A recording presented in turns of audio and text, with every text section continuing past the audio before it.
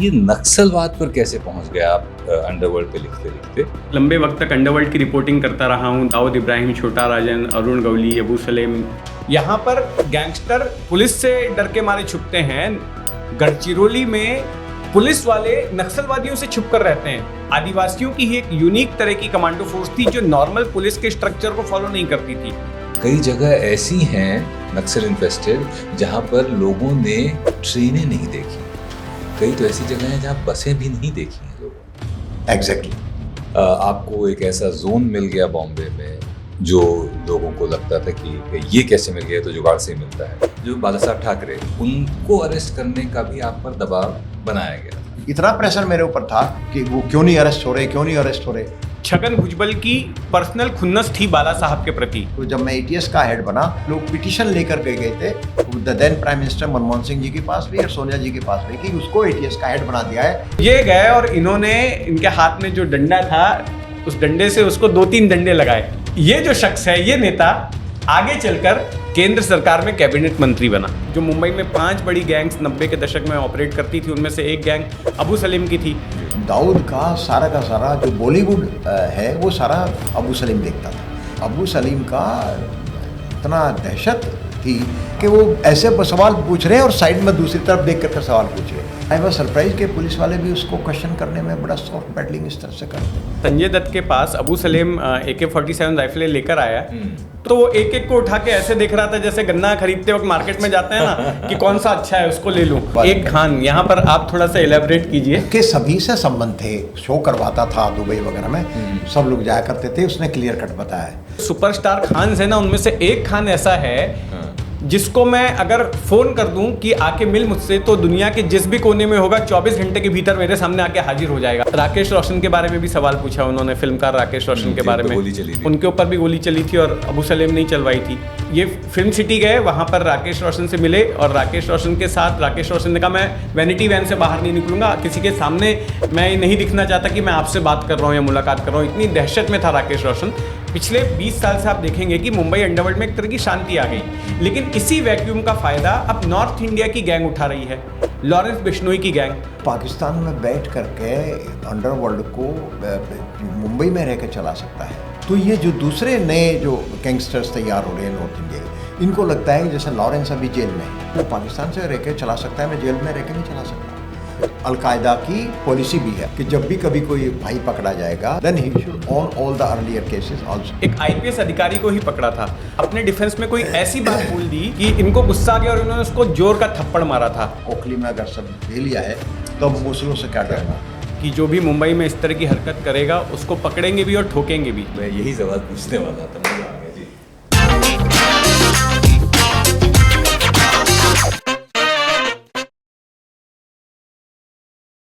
संवाद VVS show पर आज हम एक नहीं 2 शख्सियतों के साथ संवाद करेंगे। पहले वो जिनको कभी बीड़ी पीने के लिए पिटाई लगी थी बचपन में, छोटी सी उम्र में, और फिर वो एक ऐसी जगह के SP होकर जाते हैं जो हिंदुस्तान की तकरीबन 1/3 बीड़ी बनाती है वो जगह, और नक्सलियों से ग्रस्त थी एक जमाने में। और आज अगर हिंदुस्तान या गृह मंत्रालय इस बात का दावा करता है कि हम नक्सलवाद से तकरीबन मुक्ति पा चुके हैं, तो उसकी शुरुआत उस लॉ को जलाने वाले KP रघुवंशी सर। हमसे संवाद करने के लिए बहुत बहुत धन्यवाद। Thank you. और दूसरी शख्सियत वो हैं जिन्होंने हमारे पॉडकास्ट को एक नई ऊर्जा प्रदान की थी शुरुआती दौर में। पत्रकारिता के क्षेत्र में जिनका नाम बहुत सम्मान के साथ लिया जाता है, जो अपनी अंडरवर्ल्ड की कहानियों के लिए प्रसिद्ध हैं। जीतू भाई, अंडरवर्ल्ड पर लिखते लिखते आपने एक और किताब लिख दी। हमने वो किताब खरीद भी ली, हमने पढ़ना शुरू किया, हमें लगा और अंडरवर्ल्ड की कहानियां होंगी। कहानी बहुत जबरदस्त थी, पर अंडरवर्ल्ड की नहीं थी। कहानी थी नक्सलवाद खत्म करने की शुरुआत की, जो कि करी थी KP रघुवंशी सर ने। ये नक्सलवाद पर कैसे पहुंच गए आप अंडरवर्ल्ड पे लिखते लिखते? फिर मैं KP सर से संवाद करूंगा। ये किताब का आइडिया कहाँ से आया? जी धन्यवाद यूएस भाई, फिर से मुझे अपने इस प्लेटफॉर्म पर बुलाने के लिए। आप सही कह रहे हैं कि मैं तो एक लंबे वक्त तक अंडरवर्ल्ड की रिपोर्टिंग करता रहा हूँ। दाऊद इब्राहिम, छोटा राजन, अरुण गवली, अबू सलेम, इन सब से जुड़े किस्से कहानियाँ मैंने पिछली बार भी आपको सुनाए थे। लेकिन आपका सवाल सही है कि अंडरवर्ल्ड और नक्सलवाद ये तो दोनों अलग अलग चीज़ें हैं। तो अंडरवर्ल्ड छोड़कर मैंने नक्सलवाद पर कैसे किताब लिख दी, तो इसमें भी अंडरवर्ल्ड का ही एक कनेक्शन है। कनेक्शन ये है कि एक रविंद्र आंग्रे नाम के पुलिस अधिकारी हुआ करते थे, जिन्होंने मुंबई में भी काम किया, थाने में भी काम किया, और उनकी इमेज एक एनकाउंटर स्पेशलिस्ट अधिकारी की थी। उन्होंने कुछ 50-55 एनकाउंटर किए थे। अब होता यह है कि वो किसी विवाद में फंस जाते हैं और उसके बाद में उन पर आपराधिक मामला दर्ज होता है, गिरफ्तार होते हैं, बाद में निकल कर आते हैं। लेकिन चूँकि उनके ऊपर इस तरह का दाग लग गया होता है तो उनको भेज दिया जाता है गढ़चिरौली। अब गढ़चिरौली एक ऐसी जगह मानी जाती है जिसे कि पुलिस महकमे में पनिशमेंट पोस्टिंग माना जाता है, क्योंकि उस इलाके में, उस डिस्ट्रिक्ट में नक्सलवाद बड़ा हावी रहता है और वहाँ पर पुलिस के लिए काम करना भी दूभर है, जान का खतरा है, और वहाँ पर जो रहन सहन है वो भी बहुत कठिन होता है। तो होता ये कि जो रविंद्र आंग्रे हैं ये मेरे मित्र रहे हैं। तो एक बार जब ये गढ़चिरौली में थे, इनको छुट्टी मिली, ये मुंबई आए, तो इन्होंने मुझे मिलने के लिए बुलाया और कहा कि हम जरा चाय पे मिलते हैं, कुछ बात करना चाहते हैं। तो मैं उनसे दादर स्टेशन के बाहर एक रेस्टोरेंट में चाय के लिए मिला।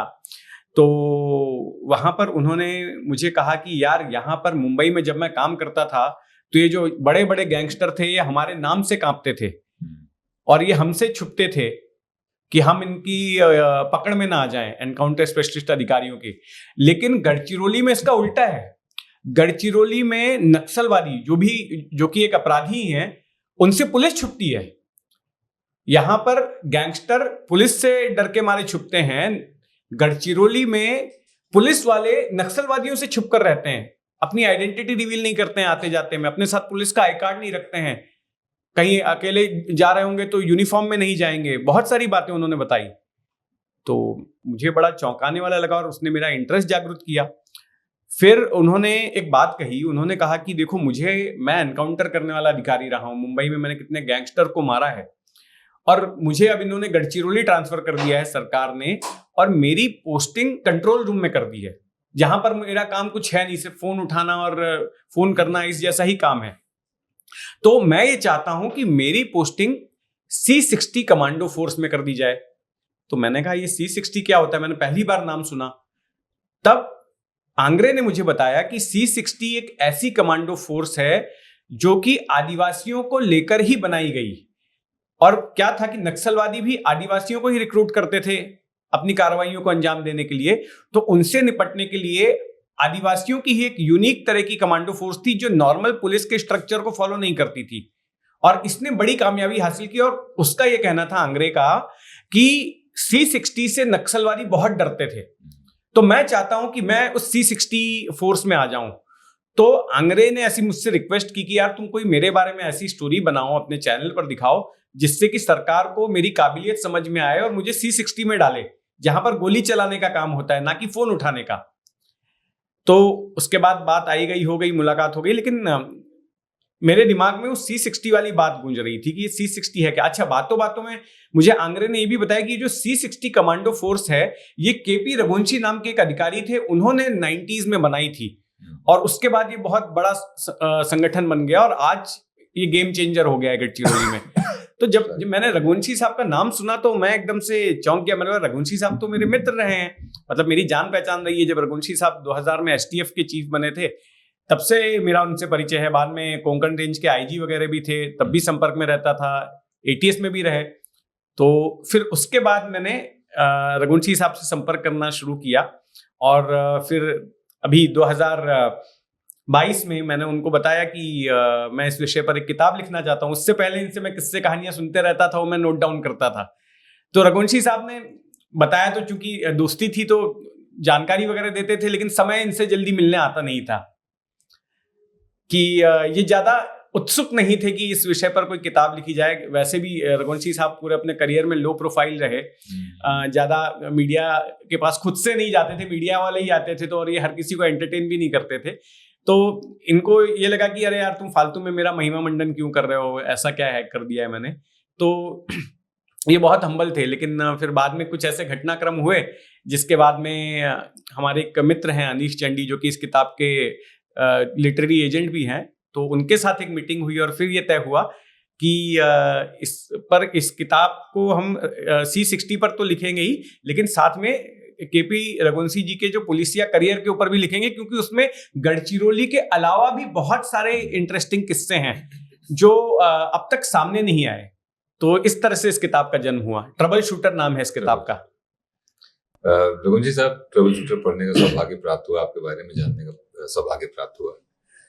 सबसे पहले तो यही उत्सुकता जागती है कि एक छोटे से गांव से आने वाला शख्स जिसने एक पुलिस की गाड़ी का रुतबा देखा अपने गांव में और उस दिन डिसाइड किया कि नहीं, मुझे पुलिस वाला ही बनना है, तो उस सोच से 1980 में यूपीएससी क्लियर करने तक का जो सफर था वो कितना आसान या मुश्किल था आपके लिए? थैंक यू मुझे यहाँ इस पॉडकास्ट में शामिल करने के लिए। मैं जैसे कि थोड़ा सा आपको आइडिया, मैं गांव का रहने वाला हूँ और गांव में आप जो एटलीस्ट पहले ऐसा था कि कम्युनिकेशन या ट्रांसपोर्ट की तो बहुत कम सुविधाएं होती थी। लोगों के पास गाड़ियाँ वाड़ियाँ तो सवाल ही नहीं था। मोटरसाइकिल भी बहुत ही कम लोगों के, रेयरेस्ट ऑफ रेयर के पास होती थी। तो गांव में जब कभी एक आध कोई घटना होगी और पुलिस जीप आई और पुलिस का जो खाकी का देखा कि जिस तरह से एकदम गांव में एक घटना हो गई थी, किसी का मर्डर हो गया था और जिस तरह से एकदम से गांव में सन्नाटा और उत्सुकता हुई, तो ये हुआ कि ये लोग तो बहुत ही पावरफुल हैं। तो खाकी, सब लोग खाकी पहनते हैं, पुलिस वाले आप जानते ही हैं। तो खाकी का प्रति मेरे मन में उत्सुकता पैदा होगी कि ये तो अब उस टाइम न रैंक का पता था ना कुछ पता था, लिखा कि पुलिस में जाना है, बस ये सोच करके जो ही थोड़ा 10वीं पास की, 12वीं पास की, फिर ये पता चला कि भाई इसमें तो अलग अलग हैं। तो उस कप्तान जो है वो एसपी, जिसको नॉर्थ इंडिया में कप्तान बोलते हैं, तो कप्तान का जो गाड़ी के आगे गाड़ी पीछे गाड़ी, और जो उसको देख करके लगा कि ये सबसे अच्छी जो है नौकरी अगर मिल जाए तो इसके लिए जो साधन जुटाए जाएं, कैसे तैयारी करनी है, क्या क्या होता है, तो उसकी जानकारी इकट्ठा की और फिर डिसाइड किया कि फिर यूपीएससी देंगे। तो लेकिन चूंकि जैसे मैं आपको बताया कि गांव का परिवार, और उसमें सबसे पहली चीज होती है कि आदमी को जॉब मिलना, नौकरी पे आप अपने पैरों पर खड़े हो जाए। तो जब एमएससी एमफिल किया तो उस टाइम सबसे पहले लेक्चरशिप डिग्री कॉलेज में मिली, फिर पोस्ट ग्रेजुएट कॉलेज में। जब एक बार परमानेंट वैकेंसी पर मेरा अपॉइंटमेंट हो गया कि अब जॉब तो पक्का हो गया, अब यूपीएससी सुना था कि बड़ा कठिन होता है, तो एक बार जॉब पक्का हो गया, रोजी रोटी का साधन हो गया, तो फिर अब बिंदास होकर के फिर मैंने यूपीएससी दिया। तो यूपीएससी जब मैं दिया, पहले इंडियन फॉरेस्ट सर्विस दिया, फिर उसी साल उसी टाइम पे कंबाइंड सिविल सर्विस शुरू हुआ था, 1979 एग्जामिनेशन, 1980 बैच। उससे पहले आपको अंदाज होगा कि पहले अब पेपर्स भी अलग अलग होते थे, सेंट्रल सर्विसेज में कुछ पेपर होते थे, आईपीएस में कुछ होते थे, कुछ कॉमन होते थे लेकिन कुछ अलग होते थे आईएएस में। तो उसी साल में इंडियन फॉरेस्ट सर्विस और यूपीएससी कंबाइंड सिविल सर्विस दोनों में मेरा सिलेक्शन हो गया। पहले मैंने इंडियन फॉरेस्ट सर्विस का रिजल्ट आया, वो ज्वाइन किया, 4 महीने उसमें रहा, और फिर इसमें यूपीएससी में कंबाइंड सिविल सर्विस में उसमें मुझे आईपीएस मिला। तो फिर मेरी मन पसंद चीज मेरी होगी, तो फिर मैंने 1980 में इंडियन पुलिस सर्विस ज्वाइन की। आपकी जो पोस्टिंग रही वो भी बड़ी इंटरेस्टिंग पोस्टिंग रही शुरुआती दौर में, और आपने बड़े अच्छे काम भी किए उन पोस्टिंग्स में, इतने अच्छे काम किए कि आपका नाम पहुंच गया ऊपर, टॉप लेवल पर, लोग आपको जानते थे।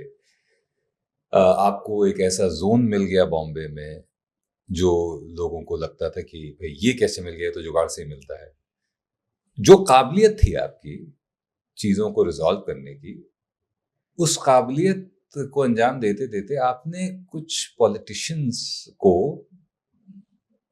पनिश तो नहीं करेंगे, मतलब हाँ, कभी डंडे भी खाए हैं कुछ पॉलिटिशियंस ने आपके हाथों से, और वही पॉलिटिशियंस आज अच्छे पदों पर आसीन हैं।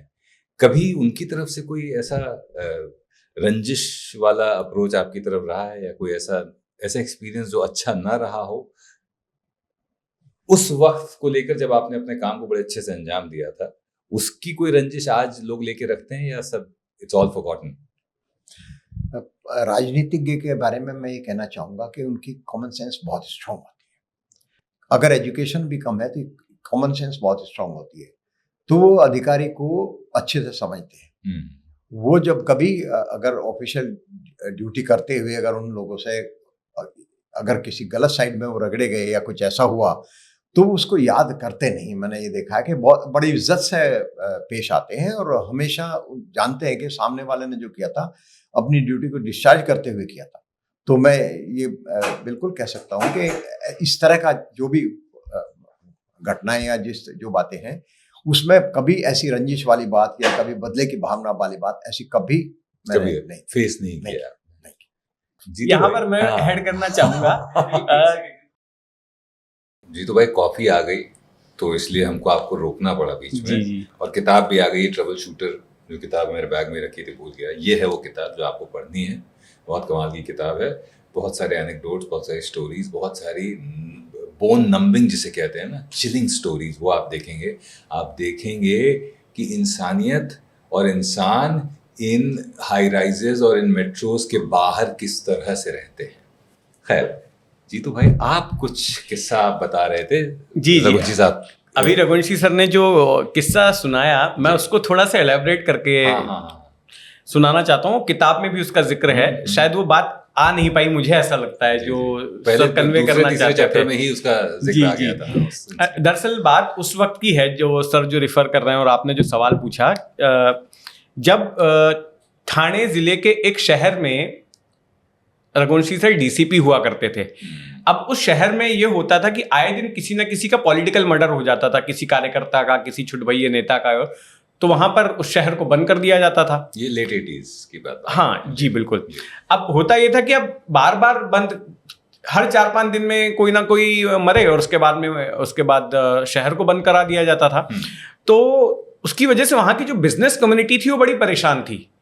तो उनका एक प्रतिनिधि मंडल सर से मिलने आया और कहा, सर ये बार बार इस तरह से होता है और हमारे धंधे पर तो बड़ा फर्क पड़ रहा है इसकी वजह से, तो आप प्लीज कुछ कीजिए। तो उन्होंने कहा कि ठीक है, अब आगे से कोई भी अगर पॉलिटिकल मर्डर होता है या कोई भी ऐसे मरता है तो आपको बंद करने की जरूरत नहीं है, आप एज यूजुअल अपना बिजनेस को चलाते रहिए, बाकी जो होगा मैं देख लूंगा।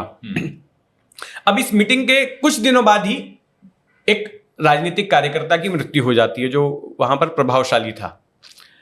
अब जब उसकी मृत्यु हो जाती है तो फिर से बंद की घोषणा होती है, लेकिन जैसा रघुवंशी जी ने एश्योरेंस दिया था कि कुछ नहीं होगा, आप दुकानें अपनी चालू रखिए, बिजनेस चालू रखिए, तो सारे व्यापारियों ने अपनी दुकानें चालू रखी। अब उसमें एक बात ये भी आ गई कि जो उसकी शव यात्रा थी, जो मारा गया व्यक्ति था, उसको एक बड़ा इवेंट बनाना चाहती थी वो पॉलिटिकल पार्टी, और शहर के अलग अलग इलाकों से गुजारते हुए शमशान ले जाना चाहती थी। तो रघुवंशी साहब ने उसकी परमिशन नहीं दी। अब रघुवंशी साहब के दफ्तर में एक नेता आ गया जो उस वक्त इतने बड़े कद का नहीं था, ज़्यादा बड़े कद का नहीं था, लेकिन उसकी उस इलाके में पैठ थी। तो वो अपने चंगुओं के साथ में आया और रघुवंशी साहब से झगड़ा करने लगा और दबाव डालने लगा कि मुझे परमिशन दीजिए शव यात्रा निकालने की। तो इन्होंने मना कर दिया, बोला कि इससे लॉ एंड ऑर्डर की सिचुएशन खराब हो सकती है, दंगा हो सकता है, तो मैं नहीं दूंगा। लेकिन वो कह रहा था कि नहीं, मैं जिम्मेदारी लेता हूं, दंगा नहीं होगा, आप परमिशन दीजिए। तो इन्होंने कहा फिर लिख के दो। अब वो जो नेता था उसको लगा कि अगर लिख के नहीं देता है तो बड़ी बेइज्जती हो जाएगी, बाकी के भी उसके सब कार्यकर्ता साथ में थे। तो उसने फिर लिख के दे दिया कि हाँ ठीक है, मैं दंगा नहीं होने दूंगा। और फिर इन्होंने भी और शर्त रख दी कि जो लंबा रूट है वहां से आप शमशान नहीं जाएंगे, एक छोटा रूट इन्होंने बताया जो मार्केट के से होकर ही गुजरता था, वहां से आप शव यात्रा निकालेंगे। ठीक है, अब शव यात्रा निकली। अब जब शव यात्रा निकली तो उन लोगों ने देखा, जो कार्यकर्ता वगैरह थे, कि सब कुछ सामान्य चल रहा है, सारी दुकानें खुली हुई हैं, ग्राहक आ रहे हैं, दुकानदार अपना बिजनेस कर रहे हैं, सब कुछ सामान्य था, जबकि उस शहर में ऐसा होता नहीं था। तो उनमें से कुछ कार्यकर्ताओं को गुस्सा आ गया और एक कार्यकर्ता ने क्या किया कि एक दुकान के बाहर जो एल्युमिनियम की बाल्टियों का एक बंडल रखा हुआ था, वो उसने अचानक उठाया और एक शोरूम के दरवाजे पे जो कांच का था उसको दे मारा। और इसके बाद में बाकी लोग भी तोड़फोड़ करना शुरू कर दिया। वहां पर एक तरह से छोटा सा दंगा वहां शुरू हो गया। रघुवंशी साहब खुद वहां पर थे, इन्होंने लाठीचार्ज का ऑर्डर दे दिया और सबको पीटने लगे। अब वो जो नेता था जिसने लिखकर दिया था नाम, उसको मैंने किताब में लिखा है AUM, ए यूनियन मिनिस्टर को शॉर्ट फॉर्म में कर सकते हैं। अच्छा। तो AUM, तो इन्होंने पूछा अपने किसी कांस्टेबल से कि अरे वो किधर है, साले ने लिख के दिया था, वो किधर है वो? तो किसी ने बोला वो देखो वहां पर खड़ा है वो कांस्टेबल। तो ये गए और इन्होंने इनके हाथ में जो डंडा था उस डंडे से उसको 2-3 डंडे लगाए और वो तिलमिला के वहां से भागा, बाद में पकड़ा भी गया। ये जो शख्स है, ये नेता आगे चलकर केंद्र सरकार में कैबिनेट मंत्री बना। वाह। तो ये कहानी है। तो मतलब आप, अब तो खैर आप सर्विस में नहीं है, वरना जिसको जो भी भविष्य में नेता बनना चाहता है मैं कह देता कि जाइए और 4 डंडे खा के आ जाइए, आप बड़े नेता बन जाएंगे, इस बात की गारंटी निश्चित है। पर इस तरह के बहुत वाकये हुए हैं। मैं आपके करियर को क्रोनोलॉजिकली आगे न बढ़ते हुए मैं सीधे एक और क्वेश्चन पे जंप करता हूँ, जो कि एक बहुत बड़े पॉलिटिशियन से जुड़ा हुआ है, जो बाला साहब ठाकरे, उनको अरेस्ट करने का भी आप पर दबाव बनाया गया था और उसको आपने रेजिस्ट किया, तो वो क्या वाकया था? एक्चुअली अगर मैं कहूँ मैंने रजिस्ट नहीं किया तो ज़्यादा उचित होगा। अच्छा। क्योंकि जब ये आपके याद होगा जब 92-93 में राइट्स हुए थे, उसके बाद में गवर्नमेंट ने श्री कृष्णा कमीशन बना दिया, justice Shri Krishna commission. Justice Shri Krishna commission की रिपोर्ट जब आई तो उसके बाद में वो एक पॉलिटिकल था थोड़ा सा, गवर्नमेंट ने रिजेक्ट कर दिया। फिर इलेक्शन हुए, इलेक्शन में फिर ये कांग्रेस और ये पार्टी वापस पावर में आ गई, तो इन्होंने मैनिफेस्टो में बोला हुआ था कि हम श्री कृष्णा कमीशन की रिपोर्ट लागू करेंगे। तो फिर दबाव आया कि रिपोर्ट लागू करें। उनमें से उसी टाइम एक मंत्री भी थे जो उन्होंने एक पिटीशन डाला हुआ था सुप्रीम कोर्ट में कि Maharashtra government Shri Krishna commission report लागू नहीं कर रही है। तो उस टाइम मुझे STF, मैं CBI में था, तो मैं वापस बुला करके मुझे महाराष्ट्र गवर्नमेंट ने STF क्रिएट किया और मुझे उसका हेड बनाया। यहाँ पर ये बात गौर करने वाली है कि एक मंत्री, आरिफ नसीम खान नाम था उनका, एक मंत्री जो खुद सरकार में थे, उन्होंने अपनी ही सरकार के खिलाफ पिटीशन दायर किया था सुप्रीम कोर्ट में।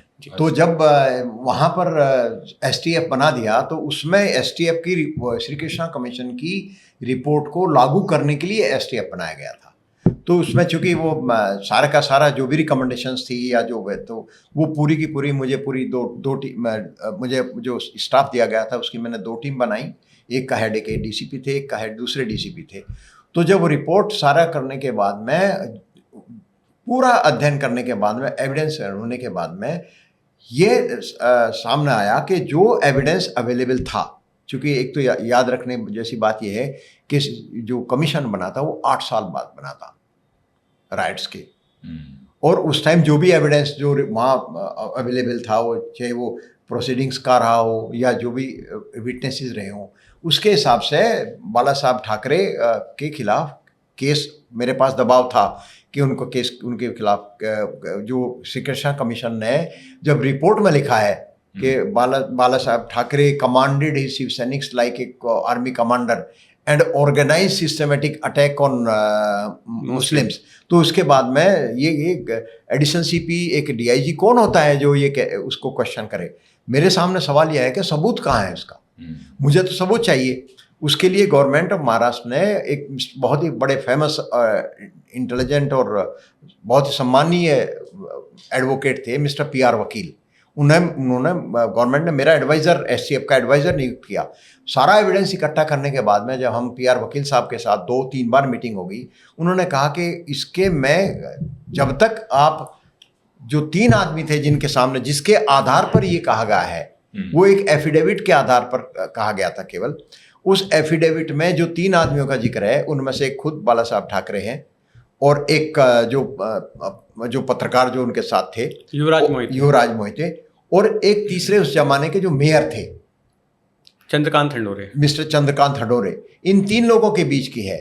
अगर इनमें से अगर आप FIR भी दाखिल करते हैं, सो मोटो भी दाखिल करते हैं, तो जो इंडिपेंडेंट विटनेस है उनका स्टेटमेंट आपको पॉजिटिव आना चाहिए, अगर वो कहते हैं कि हाँ मेरे सामने इस तरह का हुआ था। क्योंकि उसमें जो एफिडेविट में कहा गया था ये था कि वो टेलीफोन पर आदेश दे रहे थे कि तुम इनको मारो पीटो। तो उस आधार पर ये कंक्लूजन था कमीशन का कि उन्होंने organise systematic attack on particular community. तो जब तक अगर आपके पास इनका स्टेटमेंट पॉजिटिव नहीं आया तो आपकी एफआईआर भी कोर्ट में खड़ी नहीं हो सकती। तो चूंकि हम उनका स्टेटमेंट चाहते थे, उन्होंने स्टेटमेंट पहले बोला देंगे, फिर देने के लिए मना कर दिया। तो उसमें फिर हमारे पीआर वकील ने कहा कि इसमें फिर आप एफआईआर दाखिल नहीं कर सकते, क्योंकि वो पहले उसमें एफिल दाखिल। मेरे सामने उस टाइम ये भी प्रश्न था कि जब मैंने पेपर में पढ़ा था, उससे पहले बाला साहब ठाकरे अरेस्ट हो चुके थे किसी दूसरे केस में। जब वो कोर्ट में उनको ले जाया गया तो कोर्ट ने उनको डिस्चार्ज कर दिया। तो पुलिस की भी बड़ी फजीयत हुई थी और गवर्नमेंट की भी बड़ी फजीयत। मैं इस तरह की फजीयत नहीं चाहता था। मेरा सीबीआई का एक्सपीरियंस था कि अगर मेरा केस, चूँकि सीबीआई में भी एक बड़ा क्लियर वो रहता है इन्वेस्टिगेशन का कि अगर प्रोसिक्यूशन के लिए केस नहीं है तो कोर्ट में नहीं भेजते। तो जब मेरा एफआईआर ही स्टैंड नहीं हो सकती तो मैंने कहा कि जब तक मेरे पास सबूत नहीं होगा मैं एफआईआर दाखिल नहीं कर सकता। मेरे पास काफ़ी प्रोसीजरल बेसिकली था वो, प्रोसीजर एविडेंस की बात है कि कोर्ट में तो हमको बियॉन्ड रीजनेबल डाउट प्रूव करना पड़ता है। ऑनेस्ट प्रोसिक्यूशन के पास होता है। जब वो एफआईआर ही दाखिल होने जैसा नहीं है तो फिर हाँ, तो लेकिन चूंकि ये सारा का सारा पूरा कमीशन की रिपोर्ट को लागू करना पूरा का पूरा एक राजनीतिक डिसीजन था, तो उसमें उस राजनीति में मैं पढ़ना नहीं चाहता था। मेरे पास एविडेंस होगा तो मैं दाखिल करके बिल्कुल जो आगे की कार्रवाई है अरेस्ट करने की, मैं वो भी करने के लिए तैयार था, लेकिन मेरे पास एविडेंस नहीं था। हमने मेहनत करने के बाद में भी हमारे पास कोई एविडेंस नहीं था, तो हमने न एफआईआर दाखिल की और न फिर हमने आगे की।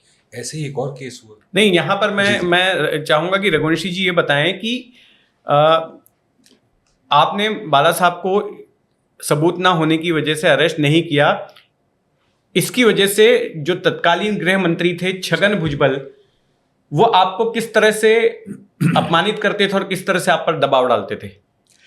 मुझे एक बार नहीं, कई बार उस टाइम तो एक ही चीज़ थी कि किसी न किसी तरह से ये होना चाहिए, क्योंकि जब जो श्री कृष्ण कमीशन की रिपोर्ट उसको लागू करना, तो उसमें जितने भी पुलिस ऑफिसर्स थे उनके सबके खिलाफ, और जो आरोपी के नाम दिए थे उनके खिलाफ, चूँकि जो रिकमेंडेशन थी उसमें मिस्टर आर.डी. त्यागी जो उस बाद में कमिश्नर भी रहे हैं, उनके बारे में इस वीक तो ज़्यादातर दबाव इसी बात का था कि अगर आर.डी. त्यागी के खिलाफ ऑफेंस दाखिल हो जाता है वो अरेस्ट हो जाते हैं, और बाला साहब ठाकरे के खिलाफ केस दाखिल होता है वो हरा जाते हैं, तो सबकी संतुष्टि हो जाएगी। मैंने जैसे कहा कि ये एक ज़्यादा राजनीतिक था। तो उस टाइम पर मुझे हर तरह से ये बार बार मुझे, एक बार तो मुझे ऐसा लगने लगा था कि शायद इस सारी चीज़ों का मैं ही जिम्मेदार हूँ क्या। इतना प्रेशर मेरे ऊपर था कि मुझे कि वो क्यों नहीं अरेस्ट हो रहे। अब उसमें मेरा सिंपल था, जब मेरा सीबीआई का अनुभव मेरे था कि अगर एविडेंस है तो है। तो मेरे साथ उस टाइम तत्कालीन जो उप मुख्यमंत्री और गृह मंत्री थे, उन्होंने मुझे एक बार नहीं 2-3 बार इस बात को कहा कि तुम डरते हो, तुम कसले रघुवंशी सूर्यवंशी। तो मैंने कहा इसमें डरने का सवाल ही नहीं, मैं तो वहाँ पर तो ऑलरेडी इतनी पुलिस लगी हुई है, मुझे तो केवल ये कहना है कि यू आर अंडर अरेस्ट। मैं डरता नहीं हूँ, लेकिन मेरे पास एविडेंस होना चाहिए। जब तक एविडेंस नहीं होगा मैं अरेस्ट नहीं करूँगा। यहाँ पर एक चीज मैं ऐड करना चाहूंगा कि बाल ठाकरे को रघुवंशी गिरफ्तार करें, इसके पीछे छगन भुजबल की पर्सनल खुन्नस थी बाला साहब के प्रति। हुआ ये था कि 1991 में छगन भुजबल ने शिवसेना से बगावत कर दी थी। उसके बाद से वो लगातार शिवसेना के टारगेट पर थे, बाला साहब ठाकरे के टारगेट पर थे, और बाला साहब ठाकरे उन्हें नीचा दिखाने के लिए लाखोबा कहते थे, जो कि एक मराठी प्ले में एक नेगेटिव किरदार माना जाता था। और एक बार होता यह है कि 90 के दशक के मध्य में छगन भुजबल जब विपक्ष के नेता थे तो उनके बंगले पर शिवसैनिकों ने हमला कर दिया था, और छगन भुजबल का कहना था कि उनकी जान लेने की साजिश रची गई थी और बड़ी मुश्किल से वो बचे थे। अपने आप को एक बाथरूम में उन्होंने बंद कर लिया था, और तब से उनके मन में एक व्यक्तिगत गुस्सा, व्यक्तिगत खुन्नस थी बाला साहब ठाकरे के प्रति, उनसे बदला लेने के लिए। तो जब 1999 में कांग्रेस एनसीपी की सरकार आई और छगन भुजबल जब गृह मंत्री बने, तो उनको लगा कि अब मौका है कि बाला साहब ठाकरे से बदला लिया जाए और उनको जेल डाला जाए।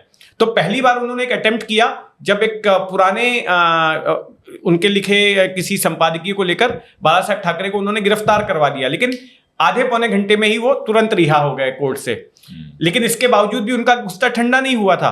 वो चाहते थे कि लंबे वक्त तक बाला साहब जेल में रहें। तो इसके लिए उन्होंने जो 93 राइट्स में जो नाम आया था, श्री कृष्ण कमीशन ने जो जिक्र किया था, उस मामले के तहत बाला साहब ठाकरे को गिरफ्तार करवाना चाहते थे और इसके लिए वो रघुवंशी साहब पर दबाव डाल रहे थे।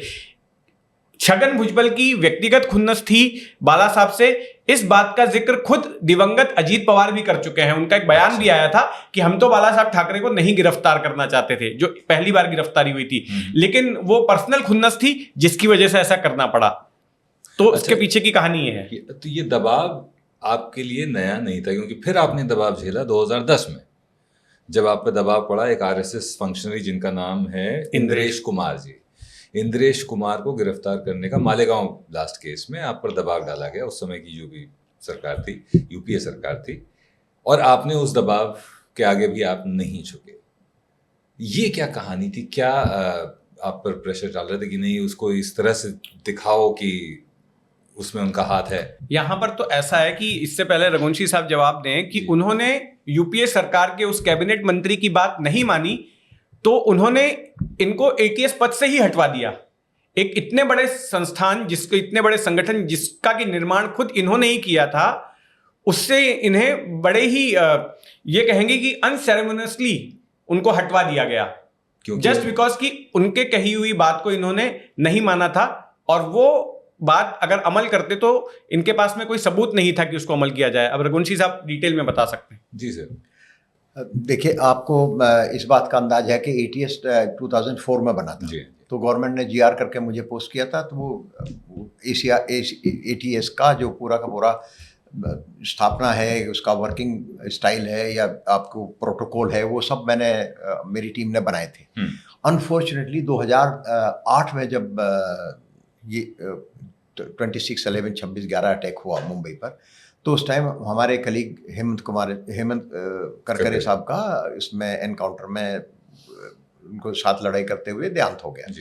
उसी रात को, उसी समय तुरंत मुझे वापस एटीएस का हेड बना दिया।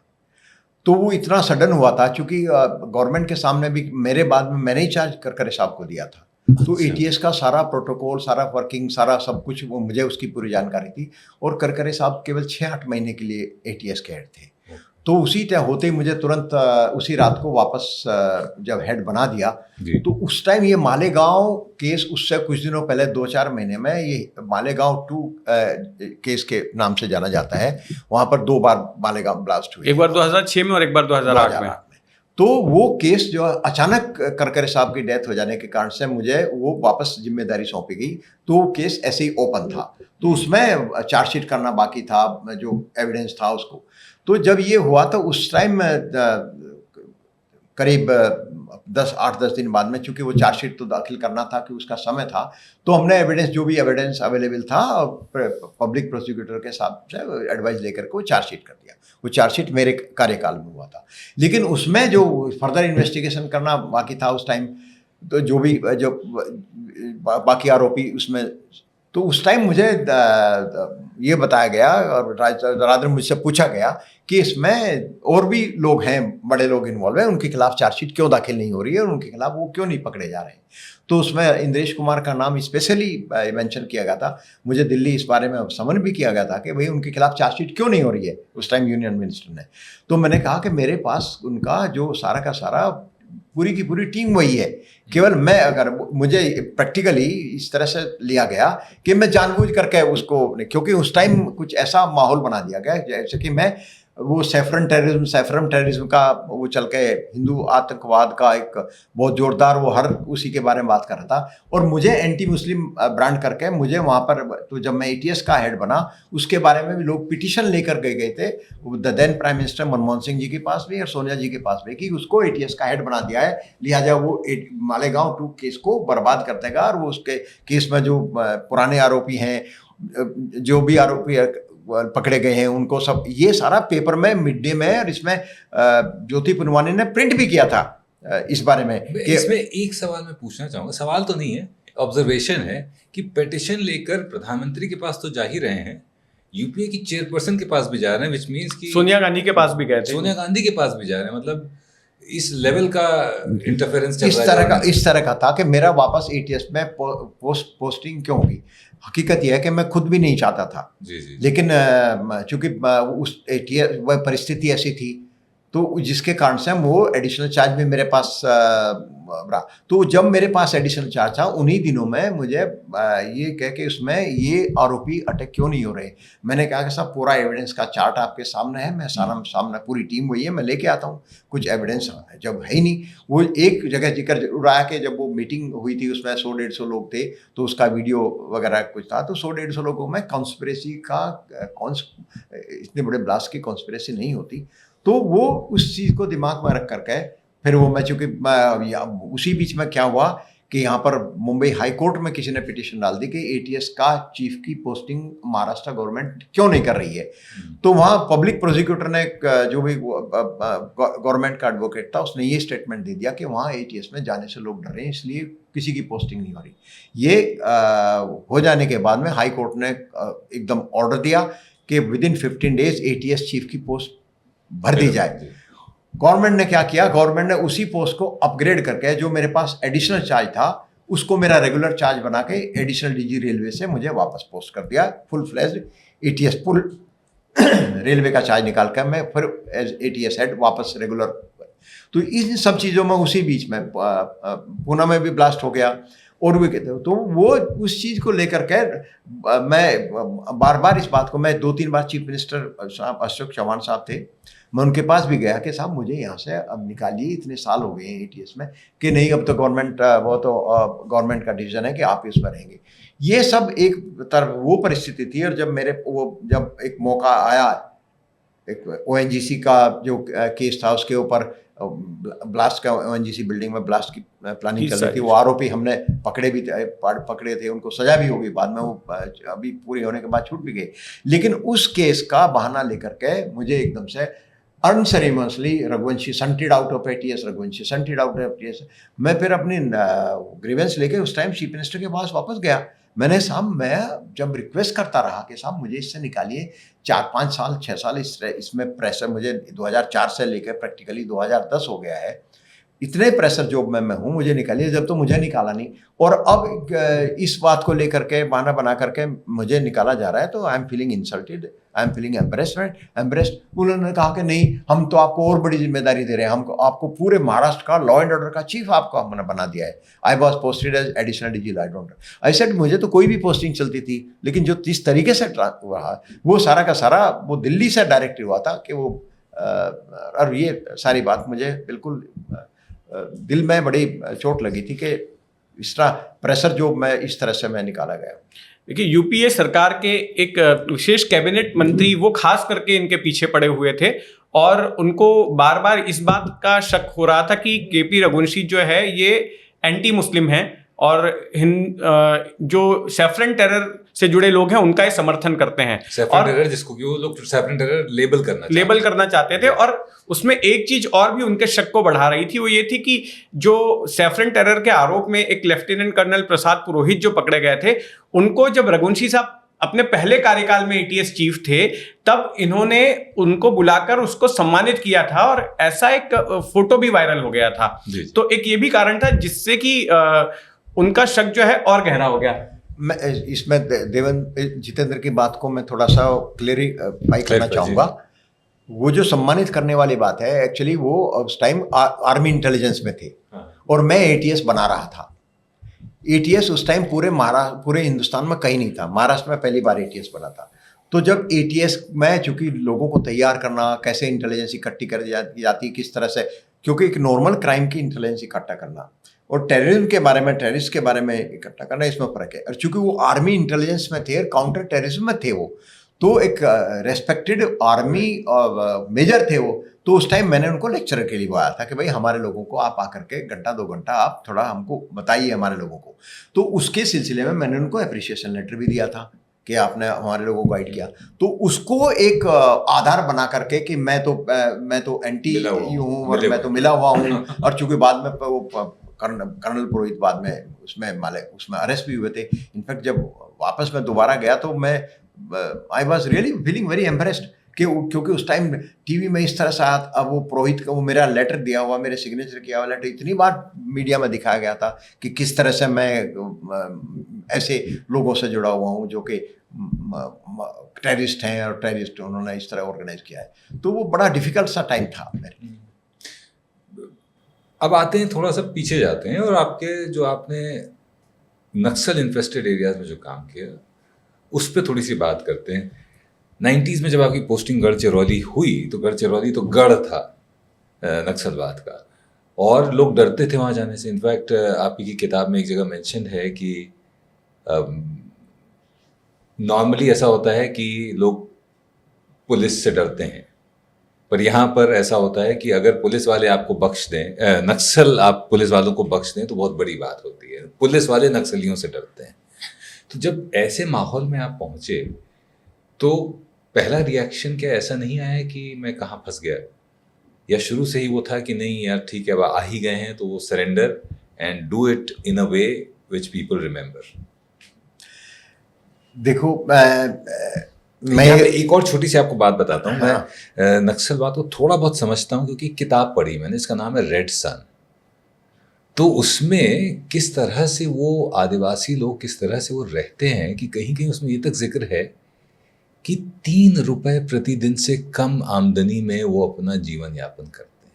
कई जगह ऐसी हैं नक्सल इन्फेस्टेड जहाँ पर लोगों ने ट्रेनें नहीं देखी हैं, कई तो ऐसी जगह हैं जहाँ बसें भी नहीं देखी हैं लोगों ने।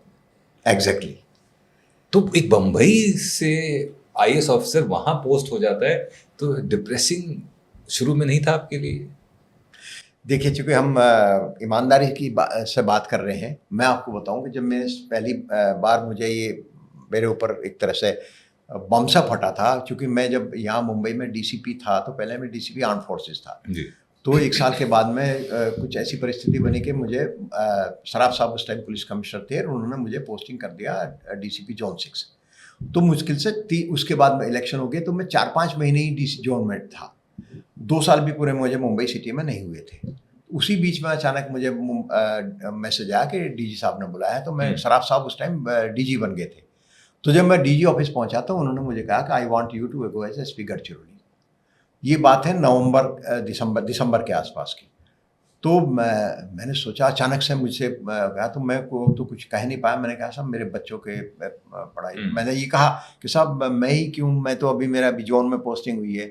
तो उन्होंने मुझे कहा कि I want you to go as SP Gadchiroli, और गढ़चिरौली मेरे लिए एक चैलेंजिंग है क्योंकि मैं चाहता हूँ कि तुम वहाँ जा करके और एनेक्सल उसके बारे में। तो मेरे पास कुछ दूसरा कुछ बहाना नहीं था। बहाने के तौर पर मैंने ये कह दिया कि साहब मेरे बच्चों के एजुकेशन। कहले ठीक है कोई बात नहीं, एग्जामिनेशन के बाद। तो मैंने सोचा कि इतनी इंपॉर्टेंट अगर है तो 4 महीने थोड़े खाली रखेंगे। तो वो पोस्ट फिर भी मैं जब सुनता रहा, कोई किसी की पोस्टिंग हुई क्या, किसी की पोस्टिंग हुई क्या, किसी की नहीं हुई। तो अल्टीमेटली मार्च के ख़त्म होते होते या अप्रैल में मुझे फिर मैसेज आया कि मैं DG साहब से मिलूँ। तो मैं जब वापस उनसे मिलने गया, उनसे मुझसे पूछा उन्होंने कि अब तो तुम्हारा वो प्रॉब्लम सॉल्व हो गया होगा, now you go to Gadchiroli. मेरे सामने कोई ऑप्शन नहीं था। तो मैंने कहा ठीक है, ऑर्डर आ गए। तो एक तरह से उन दिनों में जो 3-4 महीने, जो 2-3 महीने थे, मैं उसमें भी अस्थिर रहा थोड़ा सा। I didn't want to go to Gadchiroli, मैं जाना नहीं चाहता था क्योंकि मेरे बैचमेट सत्यपाल सिंह वहाँ पर पहले SP थे। उनके पास वो आया करते थे, जब मुंबई आते थे मेरे पास ही आते थे, खाना वाना खाते थे, हम बहुत बार मिलते थे, डिस्कस भी करते थे, बताते भी थे। तो मैं मुंबई का इतना वो छोड़ करके वहाँ जाने, जहाँ ग्राम पंचायत है, जहाँ रहने की भी कोई ढंग की जगह नहीं, स्कूल भी ढंग का नहीं है, लेकिन मेरे सामने कोई ऑप्शन नहीं था। तो मैं फिर ultimately for me it was a vertical change, जैसे ऊपर से एकदम से नीचे गिरने वाली बात। लेकिन जब वहाँ पहुँच गया, जाने के बाद देखा तो फिर वो ओखली में अगर सब दे लिया है तो अब मूसलों से क्या डरना। तो फिर अगर कुछ यहाँ से अगर कुछ अच्छा करके निकल जाए तो फिर मैंने उसको पूरे दिल लगा करके उसको समझने की कोशिश की। क्योंकि मैं खुद नहीं, जब मैं पता चला तो मैंने डिक्शनरी देखी थी, मैंने डिक्शनरी में नक्सल वर्ड ढूंढ रहा था, मुझे डिक्शनरी में नक्सल शब्द नहीं मिला। मैंने DG साहब को बोला कि साहब ये तो है। तो उन्होंने मुझे उनकी लाइब्रेरी से एक बुक निकाल कर दी, रेड स्टार ओवर चाइना। तो बोले तुम इसको पढ़ो। तो मैं लेकर के उसको हैवी हैंड से ला के रखा, वो बुक मेरे पास अभी तक रखी हुई थी। तो वो मैंने पढ़ने के बाद मैं थोड़ा समझ क्या है पूरा करो, कैसे करते हैं, क्या करते हैं, बिकॉज वो माओ की लिखी हुई बुक थी, रेड स्टार वॉच है, उसको समझने गया। जब मैं बाकी तो अब हिस्ट्री है, मैं गढ़चिरौली में गया, मैं करीब 2.25 साल वहाँ पर रहा, और अगर पीछे मुड़ के देखूँ तो मैं कहूँ कि वो सबसे मेरे करियर का सबसे चैलेंजिंग और सबसे इम्पोर्टेंट चार्ज था, जिसको पनिशमेंट के तौर पर मैं गया था। बट देन आपदा में अफसर जिसे कहते हैं, हाँ, बस उस समय इतना समझने को मिला, इतना सीखने को मिला। मुझे मुंशी प्रेमचंद की जो कहानियाँ गबन और गोदान है, वो मेरे याद आई कि किस तरह लाइफ गांव की रहती है। हालांकि मैं खूब गांव का आदमी था, लेकिन पहले जो आपने अभी बताया कि वहाँ आदिवासी लोगों का, वहाँ के लोगों का तो अगर आप देखो लाइफ सुनने के बाद में, अब तो बहुत बदल गया है। उस जमाने में तो ऐसा था, आपने कहा उन लोगों ने गाड़ी में बैठ कर के नहीं देखा, आप बाकी तो छोड़ दो, मतलब बसों में या गाड़ियों में बैठ कर के नहीं देखा, ट्रेन का तो सवाल ही पैदा नहीं, टीवी जैसी कोई चीज थी ही नहीं। अच्छा, ये वहाँ के जो लोग हैं गोंडी और मांडिया, ये 2 भाषा जानते हैं, उसकी कोई स्क्रिप्ट भी नहीं होती, लिहाजा कोई टीवी का भी प्रोग्राम नहीं। जैसे मान लो टीवी का उस टाइम, पहले तो बात है टीवी नहीं थी, लेकिन रेडियो पर भी होता था, उसमें भी नहीं था। तो वो लोग दुनिया से बिल्कुल कट ऑफ। कुछ इलाके तो ऐसे थे सचमुच में, वो आदमी को 3 चीज़ की जरूरत होती है, रोटी, कपड़ा और मकान। रोटी वो खाते नहीं थे, वो जो थोड़ा बहुत राइस हो गया उसमें थोड़ा नमक वमक डाला, उसको उनका खाना हो जाता था। कपड़ा वो पहनते नहीं थे, कपड़ा भी वो एक वैसे लगा देते। कई ऐसे इलाके थे कुछ लोग जो पत्तों से ढक लेते उस टाइम तक।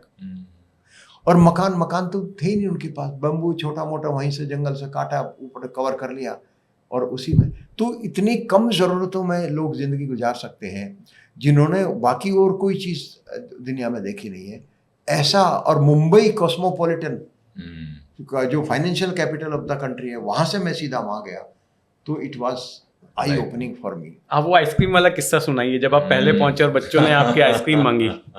हाँ, शुरू में आई थिंक 1-2 महीना बच्चों के साथ रहे, फिर आपने वापस भेज दिया। लेकिन हाँ, मैं तो कुछ समय के लिए भेज दिया था ताकि मैं थोड़ा सा इसको समझ सकूँ। और जितनी भी कहानी, जब मैं वहाँ पहुँचते एकदम से सीधा हुआ, क्या था उनका कि वो पुलिस और पुलिस इन्फॉर्मेंट उनको मारते थे। देवर देयर क्लास, वहाँ पर क्लास एनिमी के नाम पर नक्सलिज्म जो है पूरा क्लास एनिमी के आधार पर आगे बढ़ा है। या तो छोटे मोटे दुकानदार जो वहाँ पर दुकान करते थे, या जो पुलिस जो जिनको पावर चाहिए, वो हवलदार हो या फॉरेस्ट गार्ड हो, उनको पार मानते थे। और जो उनको उनके खिलाफ जो सब समझे जाते थे वो केवल पुलिस थी, क्योंकि पुलिस उनको जितना वहाँ पर एक्शन प्लान, जो मैं पुलिस स्ट्रेंथ बढ़ाई गई थी, उस एक्शन प्लान में वो यही उनका मेन वो था। तो जब मैं वहाँ पर पहुँचा तो पहुँचने के बाद तुरंत ही एक पुलिस पाटिल का मर्डर हो गया। तो उसमें जितेंद्र दीक्षित ने उसको बड़े अच्छे से वो ब्लडी वेलकम करके उसको नरेट किया है इसमें ट्रबल शूटर बुक में। तो ये जब वहाँ पर हम पहुँचे, गर्मी के दिन थे, गर्मी तो आप जानते हैं वहाँ पर गर्मी भी अच्छी होती है, सर्दी भी अच्छी होती है। तो वहाँ पहुँचे तो शाम को हम मुंबई के बच्चे वहाँ से CCI के सामने रहते थे, ये यशोधन बिल्डिंग में, और वहाँ से वहाँ पहुँचे तो शाम को गर्मी थी तो आइसक्रीम खाए। तो मैंने इसका पूछा आइसक्रीम, कहला साहब आइसक्रीम के लिए तो पहले दिन बोलना पड़ता है चंद्रपुर से। तो मैं सचमुच में ये था कि मैं इसको मैं थोड़ा सा इसको उस तरह से सुनाता हूँ जो, क्योंकि जब इन्होंने मुझे सुनाया था तो उस वक्त मुझे बड़ा झटका लगा था। क्या हुआ कि जब रघुवंशी जी अपने परिवार के साथ पहली बार चार्ज लेने के लिए गढ़चिरौली पहुंचे, तब वो गर्मी का मौसम था। तो बच्चे छोटे थे तो बच्चों ने डिमांड की, मुंबई में आइसक्रीम वगैरह खाने की आदत थी उनको। तो बच्चों ने कहा कि डैडी आइसक्रीम चाहिए। तो इन्होंने प्यून को बुलाया और कहा कि जाओ आइसक्रीम लेकर आओ।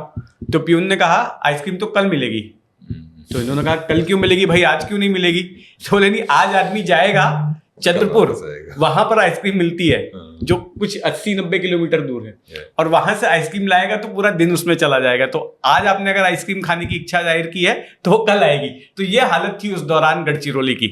और ये वो इलाके हैं जो नेचुरल मिनरल से भरे हुए हैं, ये वो इलाके हैं जो रेयर मिनरल से भरे हुए हैं, लेकिन उनका डेवलपमेंट बहुत सालों तक नहीं हो। देखिए, यहाँ पर मैं आपको बताना चाहूंगा कि भारत में नक्सलवाद जो पनपा, तो कहने के लिए तो सब कुछ जो इस तरह की एक्टिविटीज हुई रेड कॉरिडोर के जरिए जो सारा कुछ नक्सलवाद का फैलाव हुआ, लेकिन हर क्षेत्र में नक्सलवाद के फैलने के अलग अलग कारण रहे। अगर हम वेस्ट बंगाल की बात करेंगे तो वहां पर था कि जो जमींदारों के अत्याचार की वजह से, कहीं पर साहूकारों के अत्याचार की वजह से महाराष्ट्र में जो नक्सलवाद फैला उसके पीछे सरकार के भ्रष्ट अधिकारी जिम्मेदार थे, खास करके फॉरेस्ट विभाग के अधिकारी और पुलिस विभाग के कुछ अधिकारी, एडमिनिस्ट्रेशन के अधिकारी, क्योंकि वो बड़ा अत्याचार करते थे भ्रष्टाचार को लेकर। जो फॉरेस्ट प्रोड्यूस जिससे कि आदिवासियों का जीवन चलता था उस पर ही उन्होंने बंदिशें लगाती थी, कुछ ऐसे नियम कानून बना दिए गए थे और बड़ा भ्रष्टाचार होता था, अत्याचार होता था। तो इसी को कैपिटलाइज किया नक्सलवादियों ने और नक्सल मूवमेंट महाराष्ट्र में भी खड़ा हो गया। अब नक्सलवादी महाराष्ट्र तो आ गए उद्धारक बनके कि वो उद्धार करेंगे, उनके दुखों को खत्म करेंगे, लेकिन कालांतर में आगे चल के वो उनका शोषण करने लगे और उसकी वजह से आदिवासियों की जो ग्रोथ होनी चाहिए थी या मेन स्ट्रीम में जो आ सकते थे, जो पढ़ाई लिखाई कर सकते थे, बड़ी नौकरियां कर सकते थे, उसमें रुकावट आ गई। तो जो आदमी उद्धारक बन के आया, जो आइडियोलॉजी उद्धारक बन के आई, उसी के अनुयायी आगे चल के उनको प्रताड़ित करने लगे और उनके शोषक बन गए। जो जिसको रक्षा करने के लिए भेजा गया वही भक्षक बन गए। तो फिर और नक्सलवादियों का बेसिकली नक्सलवाद एंटी एस्टैब्लिशमेंट है। तो अगर एस्टैब्लिशमेंट ऐसा है तो लोगों को उसके खिलाफ भड़काना कोई बहुत मुश्किल काम तो है ही नहीं। भड़काना भी नहीं, बल्कि आप उस लोगों को अवेयर करा रहे हैं गलत तरीके से। इसमें एक चीज मैं ये ऐड करना चाहूंगा कि ये जो एक बार नक्सल्स महाराष्ट्र में आ गए, एक तो साउथ में तेलुगु बोली जाती है, तो ये आंध्रा से आए थे गोदावरी नदी को क्रॉस करके। और दूसरी बात है कि जब महाराष्ट्र गवर्नमेंट ने प्रोएक्टिव स्टेप लिए, स्पेशल एक्शन प्लान लागू की डेवलपमेंट के लिए, पुलिस स्ट्रेंथ है, तब तक वो अपने पैर पसार चुके थे। जब उन्होंने पैर पसार लिए तो वो उनके सिंपैथाइजर बन गए। तो जो भी उनके आदिवासियों को ये लगता था कि जो नक्सल्स के जो पकड़ने आए हैं या नक्सल्स को जो पकड़ना चाहते हैं या तो वो नक्सल्स के दुश्मन है तो हमारे दुश्मन भी है। तो जब भी अगर मान लो पुलिस फोर्स में जब एक्शन प्लान लगाया, पुलिस गांव में जाती थी तो सारे के सारे गांव के लोग जंगल में भाग जाते थे, ये सोच करके कि ये पकड़ेंगे, पूछेंगे नक्सल कब आए थे, क्या आए थे, और वो उनको पुलिस को और उनको अपना दुश्मन समझने लगे थे। वो एक ऐसा माहौल बना हुआ था उस टाइम कि नक्सल्स के प्रति सिंपैथी बहुत ज़्यादा थी और एडमिनिस्ट्रेशन के प्रति नाराजगी। और जो एडमिनिस्ट्रेशन कुछ करता भी था तो नक्सल उसी का क्रेडिट ले लेते, देखो हमारे कारण से ये तुम्हें मिल रहा है। तेंदुपत्ता जो उनका सबसे बड़ा जीविका का साधन होता है, तेंदुपत्ता के रेट्स वो पहले ही अनाउंस कर देते थे नक्सल्स कि हम तेंदुपत्ता इकट्ठा नहीं होने देंगे जब तक कि ये रेट नहीं मिलेंगे, और गवर्नमेंट रेट बढ़ाती भी थी। जो रेट बढ़ाती थी तो फिर वो सब जगह से उनसे कट मांगते थे, बाकायदा कट, जो तेंदुपत्ता की लीव्स जो इकट्ठा फली बोलते हैं उसको, उसमें उनका आदमी सबसे पैसे इकट्ठे करता था और क्रेडिट लेता था, देखो हमारी वजह से तुम लोगों को ये रेट मिला है, हमने तुमको दिलवाया है। तो जो गवर्नमेंट अच्छा काम करना चाहती थी उसका क्रेडिट, क्योंकि गवर्नमेंट की तरफ से कोई बताने वाला था नहीं, गवर्नमेंट की तरफ से जो स्कीम्स हैं जो अच्छा करना चाहती हैं कोई बताने वाला था ही नहीं। तो जो नक्सल्स ने कह दिया वही उनको सर्वसत्य नजर आता था। और फॉर द मतलब ऑडियंस के बेनिफिट के लिए बता दूं कि तेंदुपत्ता वो चीज़ है जिससे बीड़ी प्राइमरीली बनाई जाती है, और गढ़चिरौली स्पेशली वो इलाका तकरीबन 1/3 प्रोडक्शन हिंदुस्तान की तेंदुपत्ता का करता है। हाँ, पूरा आप ये समझ लीजिए कि पूरे जिले का इतना बड़ा, महाराष्ट्र का सेकंड सबसे बड़ा जिला एरिया के हिसाब से, और उसमें 3/4 या 4/5 जो है वो सारा का सारा जंगल एरिया है।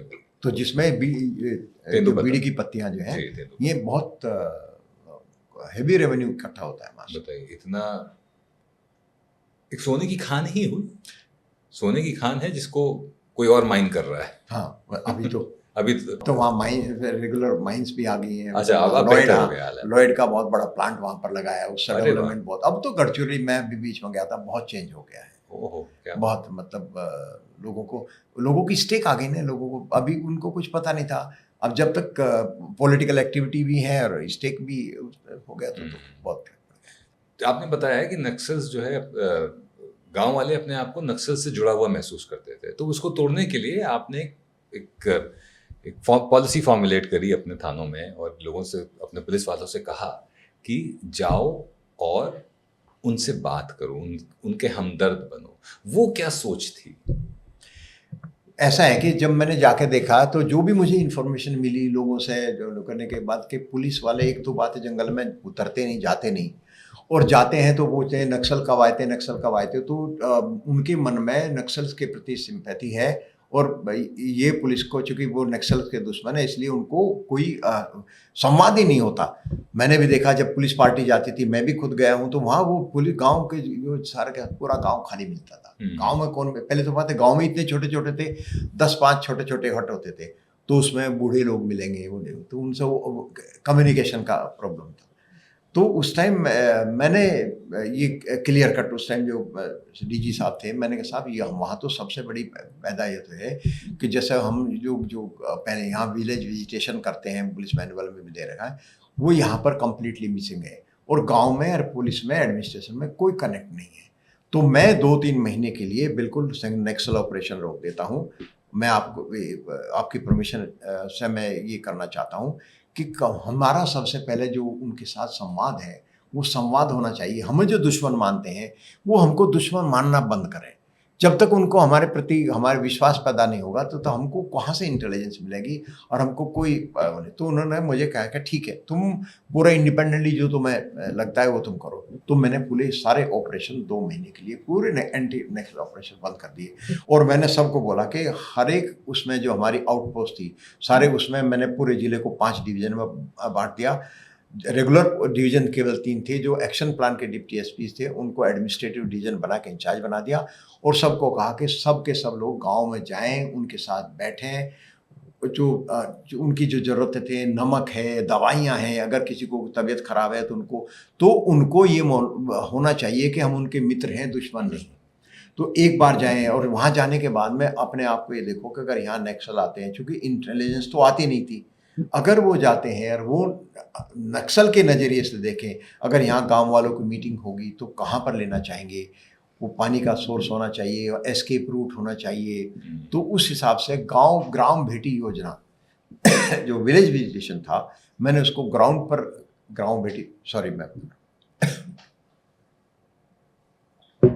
नक्सल के बारे में कोई बात ना करें, जाके उनकी अड़चने पूछे, भाई तुम यहाँ पर कोई बीमार तो नहीं, यहाँ पर तुम्हारे यहाँ बिजली कब आती है या नहीं आती है, कोई दूसरा आदमी कोई तंग तो नहीं करता, कोई पुलिस वाला तंग तो नहीं करता, कोई फॉरेस्ट वाला तंग तो नहीं करता, और उनकी जो आड़ी अड़चनी है वो तुम लिख करके लेके आओ, और जा कर के तुम यहाँ से मेरे पास भेजो, फिर मैं उसको कलेक्टर के सामने लेके जाऊँगा, फिर मैं CEO के माध्यम से।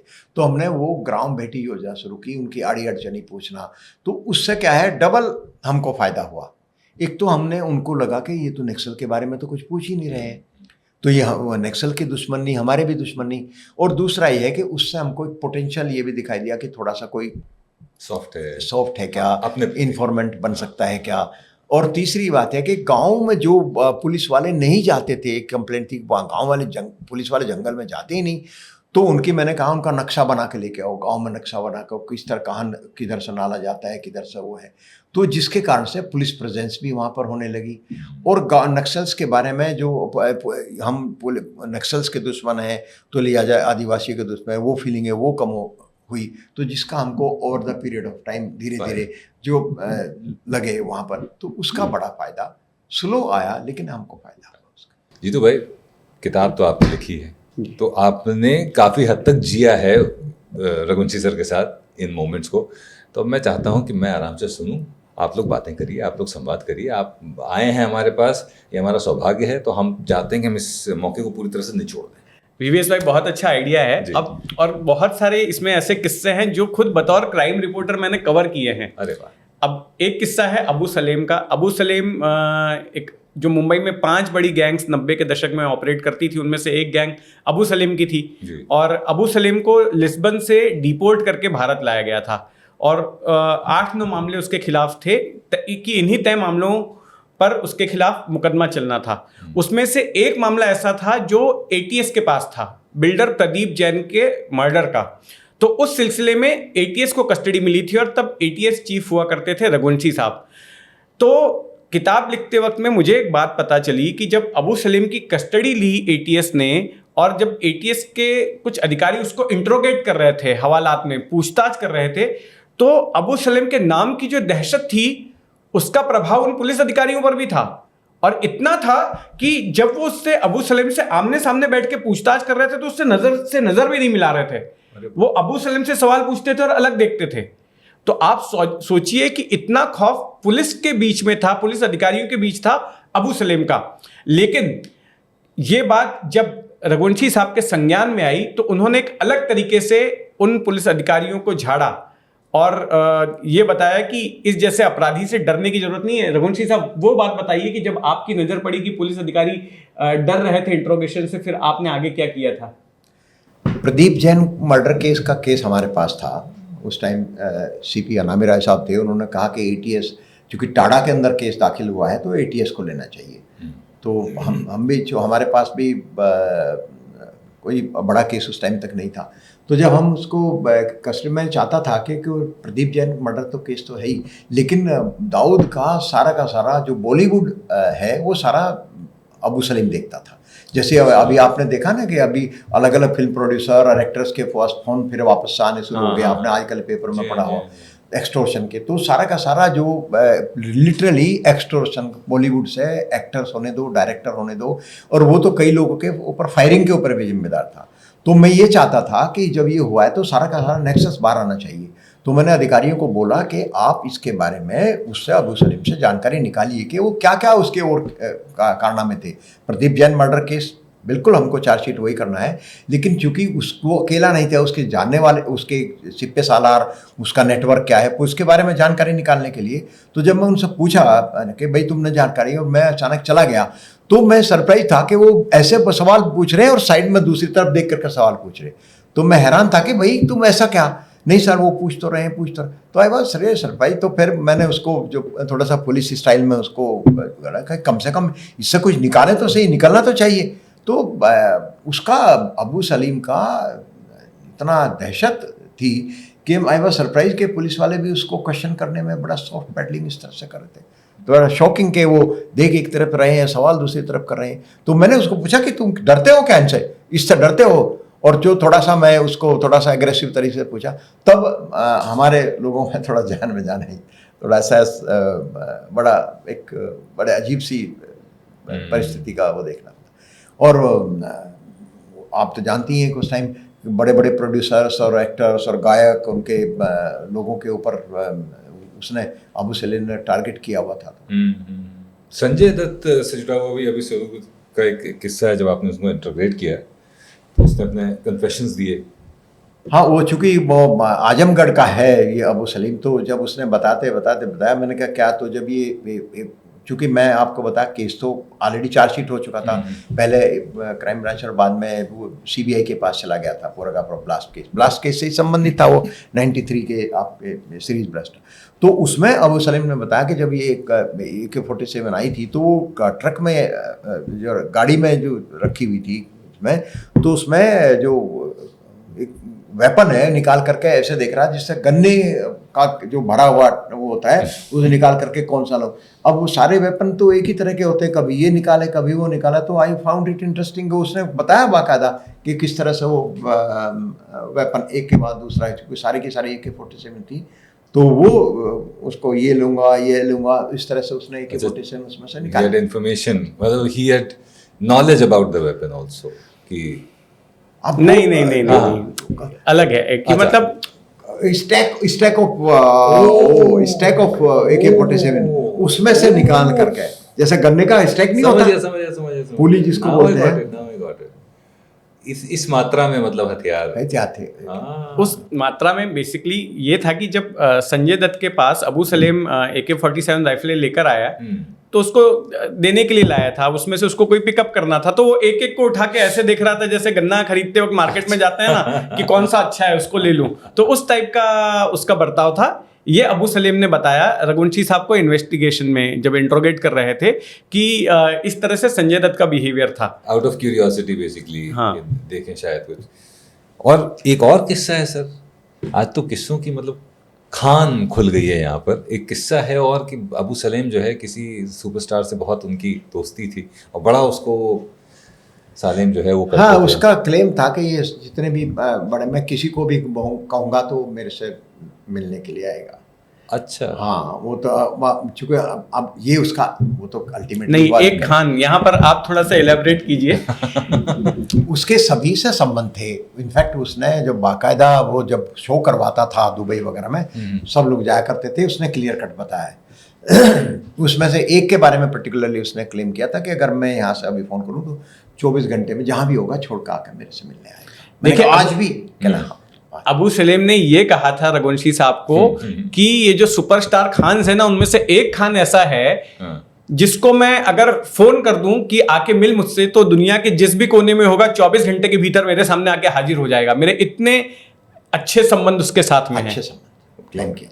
वाह, यही फायदा होता है राइटर और जब जो जिसकी बायोग्राफी है, जिसके बारे में लिखा है, वो दोनों साथ हों तो इतना कंटेंट मिलता है कि मजा ही आ जाता है। ऐसा लगता है पूरा दिन कम पड़ जाएगा। अबू सलेम से जब ये इंट्रोगेशन कर रहे थे जी, तो राकेश रोशन के बारे में भी सवाल पूछा उन्होंने, फिल्मकार राकेश रोशन के बारे में। गोली चली थी, उनके ऊपर भी गोली चली थी और अबू सलेम ने ही चलवाई थी।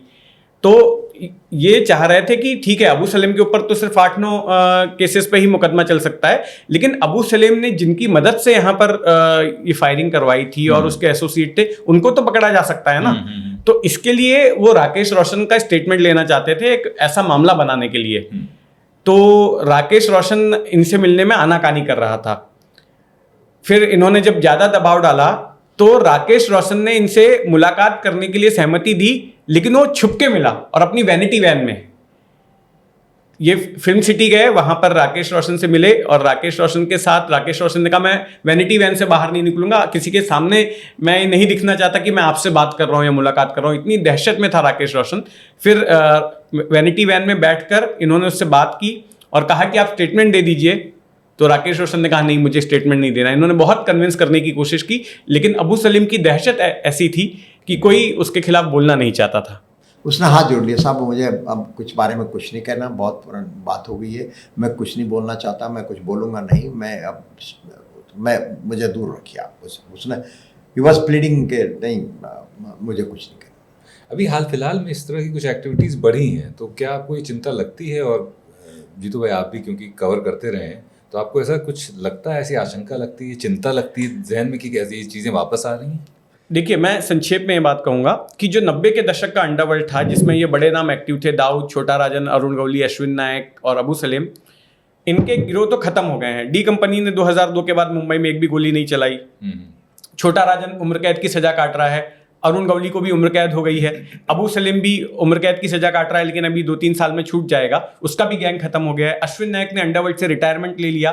तो ये जो बड़े बड़े गैंग लीडर्स थे, ये या तो जेल में हैं या रिटायर हो गए। इनके जो फुट सोल्जर्स थे वो भी मौका जैसे कानून के तहत या तो जेल में हैं या फिर एनकाउंटर्स में उनको मार डाला गया। तो मुंबई अंडरवर्ल्ड में एक वैक्यूम आ गया था, मुंबई अंडरवर्ल्ड कोलैप्स हो गया। पिछले 20 साल से आप देखेंगे कि मुंबई अंडरवर्ल्ड में एक तरह की शांति आ गई, लेकिन इसी वैक्यूम का फायदा अब नॉर्थ इंडिया की गैंग उठा रही है, लॉरेंस बिश्नोई की गैंग। और आप देखेंगे कि बीते 2 सालों में मुंबई में लॉरेंस बिश्नोई गैंग की एक्टिविटी बढ़ी है। एक सलमान खान के घर पर फायरिंग हुई, उसके अगले साल बाबा सिद्दीकी की हत्या करवा दी, और अभी ये जानकारी आ रही है कि इन्होंने ये जो एक्टर हैं रणवीर सिंह को धमकाया है, साथ में जो फिल्म मेकर हैं रोहित शेट्टी, उनके घर पे फायरिंग करवाई और कई सारे फिल्म स्टारों को धमकी दी है। तो उस वैक्यूम को कैपिटलाइज करने की कोशिश अब कर रहा है लॉरेंस बिश्नोई का गैंग, और उस मुंबई में अपनी जमीन तैयार कर रहा है, ये मैं कहूँगा। मेरा इसके बारे में ये सोचना है जी। कि चूँकि बॉलीवुड या फिल्म इंडस्ट्री, उसमें पैसा बहुत है। क्योंकि आप देखते हैं जब भी कभी होता है, ये 1000 करोड़ की पिक्चर होगी, ये 2000, ये 100 करोड़ की पिक्चर होगी, इस तरह से कर ये इंटरनेट, तो इतना पैसा कमाते हैं। और जब दाऊद पाकिस्तान में बैठ करके अंडरवर्ल्ड को मुंबई में रह कर चला सकता है, बॉलीवुड पर कब्जा करके रख सकता है, चाहे अबू सलीम के माध्यम से हो या दूसरे माध्यम से हो, तो ये जो दूसरे नए जो गैंगस्टर्स तैयार हो रहे हैं नॉर्थ इंडिया के, इनको लगता है जैसे लॉरेंस अभी जेल में है, जेल में रहकर जब वो पाकिस्तान से रहकर चला सकता है, मैं जेल में रह के नहीं चला सकता। और यही कारण है कि इसने आपको 2-3 जो इंसिडेंट मिली है, क्योंकि ये पैसा है। पहले ज़माने में थोड़ा एक्टर, ये एक्ट्रेस, ये डायरेक्टर, ये वल्नरेबल होते थे, क्योंकि उस टाइम अंडरवर्ल्ड का पैसा भी इसमें लगता था। अभी चूंकि ये इंडस्ट्री के तौर पर हैं, लोग लोन भी लेते हैं, वो चलाते हैं। तो चूंकि आपने एक मुझे ये सवाल पूछा है, मैं तो ये कहूँगा कि अगर ये शुरुआत है लॉरेंस जैसे आदमियों की या इस तरह के है, बॉलीवुड और बॉलीवुड के एक्टर एक्ट्रेस को खुलकर सामने आना चाहिए, इसमें डरना नहीं चाहिए, क्योंकि अगर डरेंगे तो पहले वाला हिसाब किताब हो जाएगा। पहले तो दबाव में इसलिए रहते थे कि पहले तो ऐसा भी टाइम था कि ये अंडरवर्ल्ड कहता था इसको एक्टर बना लो, इसको हीरो लो, इसको लो। अब ऐसा नहीं है, ये पैसा लगाते हैं, लोन सब है। अगर इस तरह को अभी से इन्होंने अगर अपनी मजबूती नहीं दिखाई तो बाद में पहले जैसा हिसाब हो सकता है। ये मेरा सोचना है, मेरा अनुभव के आधार। तो इसमें सरकार का क्या रोल देखते हैं? आप दोनों से जानना चाहेंगे कि अगर इसको निप इन द बड जिसे कहते हैं अंग्रेजी में, कि इसको अभी तुरंत इस स्टेज पे ही अगर ख़त्म करना है तो सरकार की तरफ से क्या पहल आप देखते हैं होनी चाहिए? देखिए, इसमें एक तो देवेंद्र फडणवीस का 2 दिनों पहले दिया गया एक स्टेटमेंट बड़ा चर्चा में है कि जो भी मुंबई में इस तरह की हरकत करेगा उसको पकड़ेंगे भी और ठोकेंगे भी। अब ठोकने से मैं तो यही समझता हूँ कि मुंबई के अंडरवर्ल्ड की लैंग्वेज में, आम बोलचाल की भाषा में ठोकने का मतलब एनकाउंटर करके मारना ही होता है। तो मुझे लगता है कि अगर ये गतिविधि ज़्यादा बढ़ेगी तो मुंबई पुलिस फिर से वो पुराना तरीका अपनाएगी एनकाउंटर वाला, जहां पर कि गैंगस्टरों को पकड़कर उन्हें मारने का आरोप लगता था मुंबई पुलिस के ऊपर। हालांकि वो एक विवादित पॉलिसी थी, लेकिन उसके नतीजे भी देखे और उससे मुंबई अंडरवर्ल्ड कोलैप्स हो गया, ये बात भी सही है। तो जो संकेत हमें फडणवीस के बयान से मिल रहा है वो ये है कि अगर इनकी गतिविधि ज़्यादा बढ़ती है मुंबई शहर में तो मुंबई पुलिस अपने पुराने तौर तरीके अपनाएगी। आपका एक, क्योंकि आप एक ऑफिसर, आप IPS ऑफिसर रह चुके हैं, बड़े बड़े पदों पर रह चुके हैं, तो एक ऑफिशियल अप्रोच आप क्या देखते हैं इसमें? मैं समझता हूँ कि गवर्नमेंट और पुलिस जो है स्ट्रॉन्ग एक्शन लेगी जी, पूरे तौर पे, चूँकि अभी टेक्नोलॉजी भी एडवांस हो गई है। अब उसमें बड़ा स्ट्रॉन्ग कानून है, Maharashtra control of organise act, इसके तहत कार्रवाई हो। और जो भी इस तरह की कोई चीज़ आती है तो स्ट्रॉन्ग एक्शन अभी से लेंगे तो निश्चित रूप से इसको निप इन द बड किया जा सकता है। यहाँ पर एक और किस्सा है, जब ATS में थे रघुवंशी साहब, तो उससे जुड़ा हुआ है कि इन्होंने एक IPS अधिकारी को ही पकड़ा था और उस IPS अधिकारी ने अपने डिफेंस में कोई ऐसी बात बोल दी कि इनको गुस्सा आ गया और इन्होंने उसको जोर का थप्पड़ मारा था। वो इंसिडेंट सुनाइए रघुवंशी। मैं यही सवाल पूछने वाला था, मजा आ गया जी। एक अनफॉर्चुनेटली बड़ा ही जम्मू एंड कश्मीर कैडर का ऑफिसर जिसको गैलेंट्री मेडल मिला हुआ था, जो हम लोग एक किसी क्रिमिनल का हमारे पास इस तरह के हमारे जो मॉनिटरिंग में ये आया कि कोई तो भी मुंबई में बैठ आया है और वो ड्रग्स का वो करता है, पर्टिकुलरली ये क्या उसको कोकेन, इसको brown sugar, pure quality brown sugar. तो जो हम उसको मॉनिटर करते करते हम एक ऐसी स्थिति में आए कि हमने उसको पकड़ लिया और जो एक दूसरा आदमी जो उसका बॉस था वो यहीं 5 स्टार होटल में आकर रुका हुआ था, जो किसी से सौदा कर रहा था, वो भी करोड़ों में, 2-2.5 किलो का वो था प्योर। तो जब हमने उसको, उस आदमी को भी जब एक को पकड़ लिया, उसने बताया था, हम दूसरे को लेकर आए तो पता चला वो तो IPS अफसर है, वो भी जम्मू एंड कश्मीर कैडर का। और वो तो earlier he was joint director narcotics control bureau वहाँ पर राजस्थान बॉर्डर पर। अभी फिलहाल वो ED में, एनफोर्समेंट डायरेक्टरेट में चेन्नई में पोस्टिंग हुई। तो जब हमने उसको क्वेश्चन किया तो वो मुझे बोलता है, सर आप मुझे अरेस्ट करेंगे तो IPS की कितनी बेइज्जती होगी, IPS सर्विस के बारे में तो आप कुछ सोचिए। तो मुझे इस बात पर फिर थोड़ा गुस्सा आ गया। तो मैंने कहा कि जब तू ये कर रहा था तब तुझे IPS नहीं नजर आया। अल्टीमेटली वो उस केस का वो है, वो उसके खिलाफ एक केस और दाखिल किया। आज की तारीख में मुझे लगता है वो जेल में है, क्योंकि फिर नारकोटिक्स कंट्रोल भी उन्होंने जो उसके टाइम की सारी स्क्रूटनी की। और उसका मोटिव ऑपरेंडी बड़ा इंटरेस्टिंग था। जब वो राजस्थान बॉर्डर पर था, उसने 2 अपने पुलिस वाले पकड़ रखे थे, वहाँ से प्योर हीरोइन को निकाल लेते थे, उसमें आधा, क्योंकि वहाँ पर इंटरेस्टिंग बात यह कि पाकिस्तान से जो आता था वो इस तरफ आकर के कई बार अनक्लेम्ड भी मिलता था, कई बार आरोपी भी मिलता, तो उसमें से आधा निकाल लिया, आधा उसमें मिक्स कर दिया, आधे को उठा दिया। तो करीब करीब 10 किलो के आसपास हीरोइन का हमने साठा उसके पास से जब्त किया था हमारी टीम ने। वाह। और वो गैलेंट्री मेडल विनर, अरे जम्मू एंड कश्मीर कैडर का, नारकोटिक्स कंट्रोल ब्यूरो का हेड, तो उस time DG narcotics control bureau mister Malik वो आए थे हमारे ऑफिस में। फिर उनको हमने सारा विस्तार से बताया, फिर उन्होंने जाके उसके जमाने की सारे केसेस निकाले, उसमें भी सजा हुई इसको। ओके, ये तो भाई किस्से तो बहुत सारे हैं। बस एक किस्सा जो है ना, मुझे लगता है कि किस्से बहुत सारे हैं, लेकिन हम समाप्त करें इससे पहले मैं एक कहानी चाहता हूं कि रघुवंशी जी संक्षेप में दर्शकों को बताएं कि एक बहुत ही इमोशनल पसोपेश में पड़ गए थे रघुवंशी जी, एक धर्म संकट में फंस गए थे जब इन्हें खुद एक ऐसे शख्स को गिरफ्तार करना पड़ा था, जब ये एसटीएफ के चीफ थे, जो कि कभी इनके बॉस रहे, एक तरह से मेंटर भी कह सकते हैं, आरडी त्यागी, मुंबई के पूर्व पुलिस कमिश्नर, उनको गिरफ्तार करना पड़ा था केपी रघुवंशी जी को मुंबई दंगों के मामले में। मुंबई में जब दंगे चल रहे थे 1993 में, तो उस दौरान सुलेमान बेकरी के ऊपर आरडी त्यागी ने फायरिंग की थी, तब वो जॉइंट कमिश्नर थे, और उस फायरिंग में कई बेकरी मजदूर जो है 9-10 बेकरी मजदूर उसमें मारे गए थे। पता चला कि वो बेगुनाह थे और उनको आतंकवादी समझकर मार दिया गया था। तो जब ये मामला एसटीएफ के सामने आया तो ऐसे घटनाक्रम हुए कि रघुवंशी साहब को खुद उन्हीं को गिरफ्तार करना पड़ा। जब एसटीएफ बना और उसमें जो मैंडेट था एसटीएफ के था कि जो रिकमेंडेशंस हैं जस्टिस कमीशन की वो लागू करना। तो उसमें एक रिकमेंडेशन ये थी कि mister R D Tyagi organise systematic attack on Muslims in Suleman Usman bakery and killed 14 और 13 इनोसेंट मुस्लिम्स। ये क्लियर कट रिकमेंडेशन थी श्री कृष्ण कमीशन की। अब मेरे सामने ये बात आई कि चूँकि मैंडेट था रिकमेंडेशन लागू करने का, तो उसका मुझे एविडेंस, तो उसके पुराने सब पेपर्स जो केस पेपर्स थे वो सारे निकाले, और निकालने के बाद में जो हमने पीआर वकील हमारे जो एडवोकेट, मैं पहले आपको बताया एडवाइज़र जो थे, उनके सामने रखे, तो उन्होंने कहा, उन्होंने अपनी फाइंडिंग में दिया। हमारी फाइंडिंग में तो ये था कि ये जो मिस्टर आरडी त्यागी उस time joint police commissioner crime branch थे, तो जो उस टाइम आपके याद हो कि माहौल बहुत वो था, राइट्स हो रहे थे, उसमें करीब 1000 से ज़्यादा लोग मारे गए थे दोनों समाज के पुलिस फायरिंग में, और हिंदूज और मुस्लिम्स मिला करके। प्रैक्टिकली पूरा आप साउथ बॉम्बे या पूरा बॉम्बे उसकी उसमें गिरफ्त में था।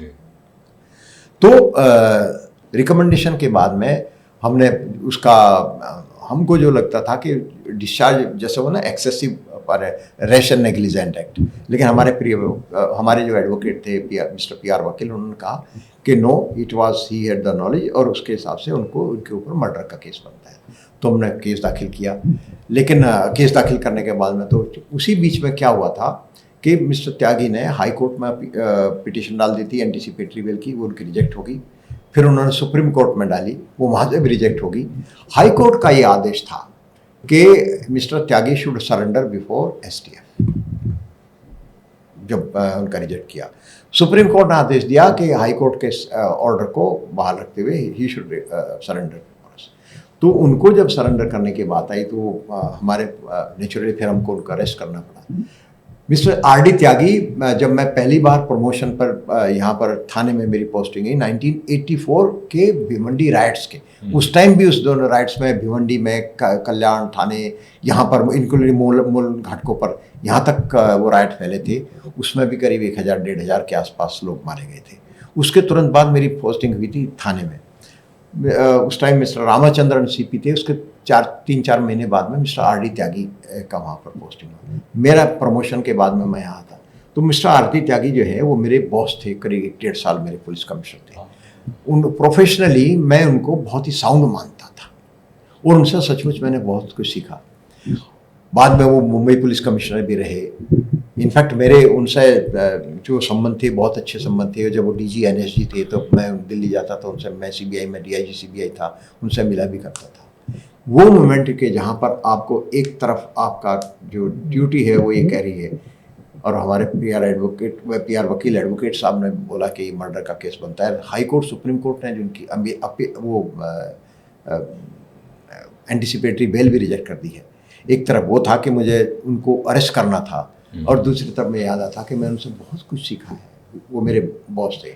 लेकिन वो सचमुच में एक ऐसा था जब मुझे उनको अरेस्ट कर करके और वहाँ पर उनके वो हॉस्पिटल में एडमिट हो गए थे, उनके गार्ड लगाना पड़ा। मैं उनसे मिलने गया था को बताने कि मेरा आपका जो प्रोफेशनलिज्म है उसकी मैं इज्जत करता हूँ, और मैं you had been my teacher also, but चूँकि ये ड्यूटी का फर्ज आप जानती है, तो मुझे उनको अरेस्ट कर करके फिर चार्जशीट दाखिल करनी। ये एक थोड़ा सा मेरे लिए इमोशनली टफ था।